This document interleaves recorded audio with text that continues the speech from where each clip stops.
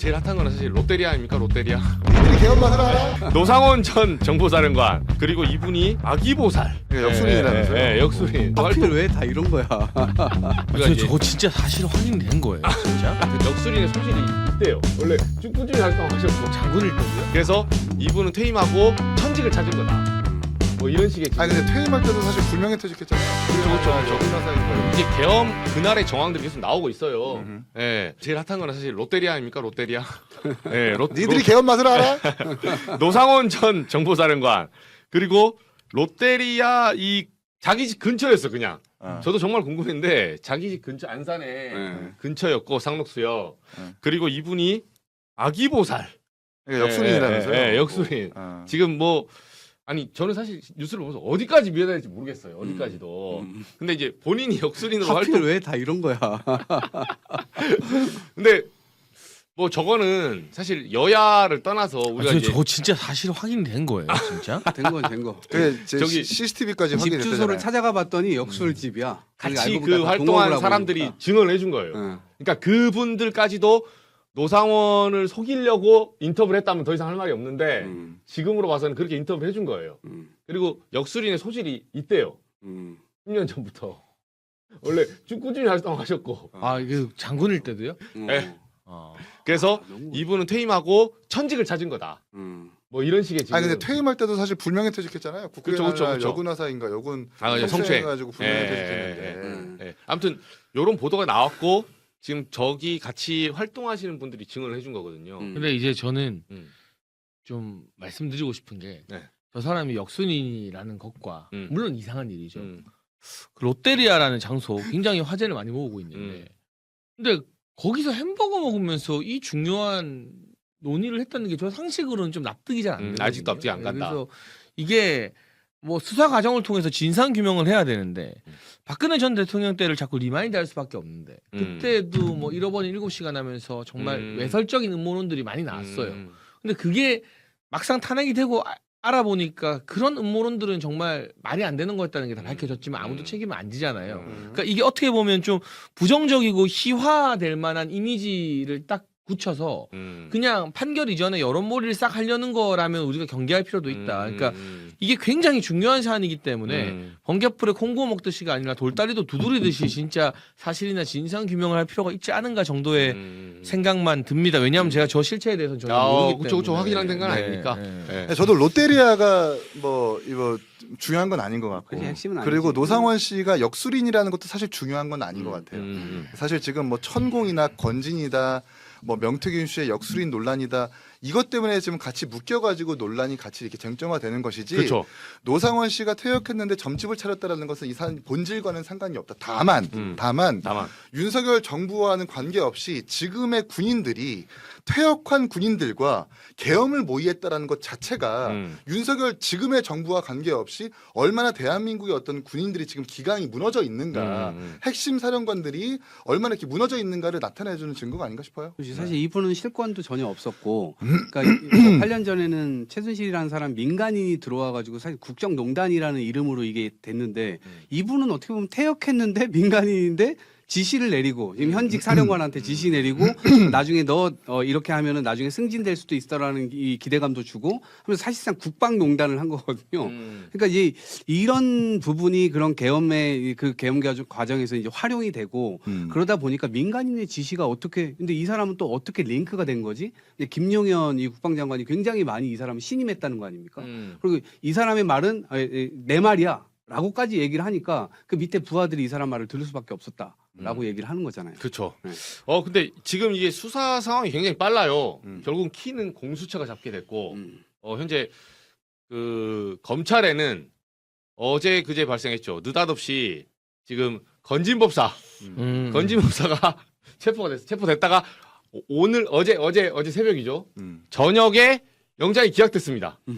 실질심사 하고 나서 자 요거 일단은 체포가 된 이후에 48시간 안에 실질심사 한 다음에 기각이 됐어요 또.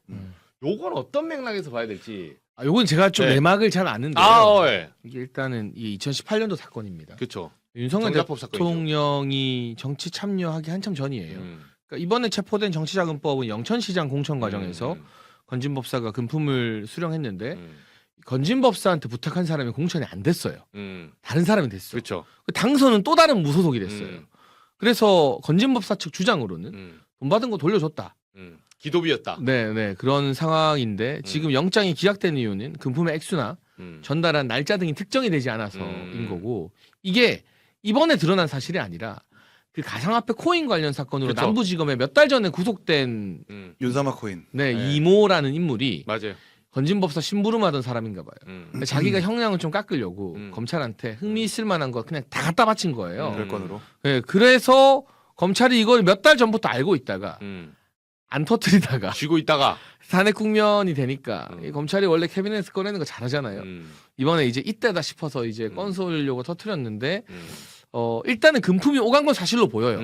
근데 그게 얼마가 돌아갔는지 뭐 어떤 성격이었는지 등등은 현재 이 구속영장에는 소명이 잘 안 돼서 수사는 계속될 것으로 보입니다만 일단 영장은 기각된 그런 사건이고 대통령과 직접적인 영향은 없는 사건이다. 그리고 이거는 명확하게 말씀드리는데 건진법사 측에서 외부에 캠프 만들어서 대선 때 영향력을 막 행사하려고 했던 건 사실입니다만 논란이 되니까 아예 캠프에서 건진법사의 기획과도 연관된 사람들은 다 나가게 됐고 중간에 그 과정에서는 완전히 배제되어서 대선 이후에는 별다른 영향력이 전혀 없었다는 건 그건 제가 확실히 알고 장준영 있습니다. 캠프에 계셨으니까 네, 저도 그때 취재할 때 1월 17일 네. 2022년 세계일보가 이제 단독 터뜨리면서 네. 시작된 건데 그 전성배 씨 네. 법사님 만나 보셨어요, 근데? 아니 저는 직접 만난 적은 없는데 그러니까 이 사람들이 소위 말하는 이 양재동 캠프라고 해서 양재동에서 자기들끼리 막 윤석열 대통령 돕겠다고 막 했어요.